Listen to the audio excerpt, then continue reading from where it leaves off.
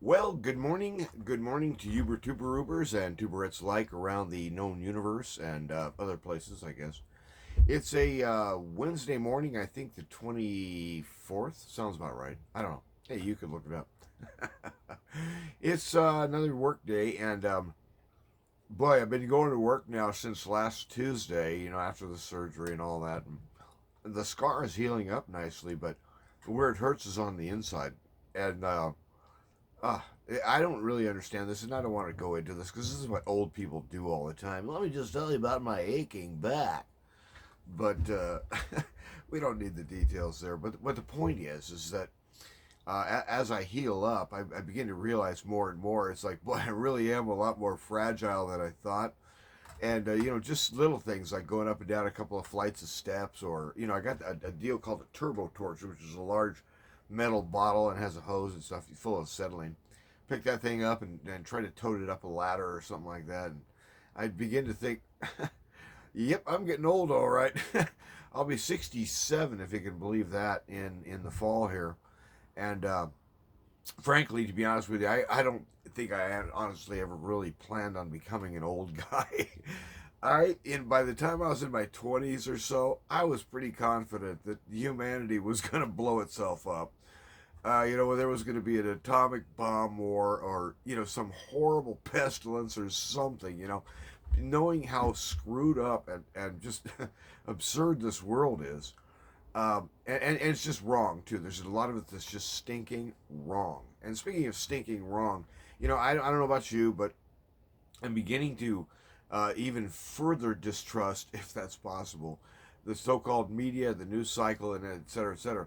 Have you noticed? And I mean, I'm not trying to put a bug in your ear and make you hallucinate or something like that. I don't know why that would cause that, but anyway, um, Trump, DJT. Have you noticed that it seems like every day now, especially in the last 2 months, it just seems like every day, in one way or another, the news is about, and it's like this guy must have an ego the size of about the universe or something big, and it's like every day the stories have got to be about him, and so what's bothering me is I'm beginning to step back from this guy. I didn't. I voted for him this time in last 2020, but not in 2016. In 2016, I voted third party. And the thing is, people say if you vote third party, you're wasting your vote. Well, not necessarily. Look at what Ross Perot did in '92. Look what Ralph Nader did in 2000. So they shifted a race by just simply being there. And so, people say, well, third party votes, you're wasting your vote. No, you're simply forcing the election in another direction. But the point is that there's a lot of Christians, I guess, who really think that Trump is like the greatest thing ever. But I'll tell you, this whole Epstein thing to me has really helped me open my eyes. Um, if Donald Trump is not on the list, and it does exist, by the way, if he's not on the list, then who is he protecting? Who is he covering for?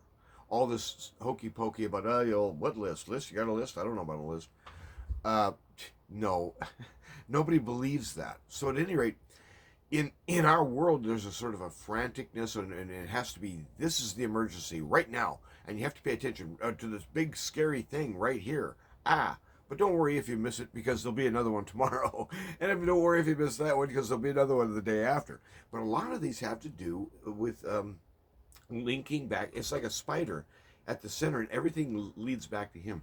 Well, in a way, that's like a grotesque imitation of Jesus Christ, because Jesus Christ is the guy who's at the center, literally holding reality together by the word of his power. The living God showed up in human form. That's wild. And everything actually is about him. But the way that the world operates, it's almost as if to even mention that name or to say the word God, or something like that, or don't even think about the name Yahweh. I am that am, or I be, I is. But the thing is that he's the one who's actually at the center. And so there's a lot of Christians, it seems to me, who are a little too eager to back this guy without any shall we say restraint, because if he was on Epstein Island, and we know that he was a buddy, they were amigos, and we know they had similar tastes, and so the thing is that I'm not trying to crucify the guy, but if he was one of those pedophiles, he needs to go to prison, just like the rest of those perverts.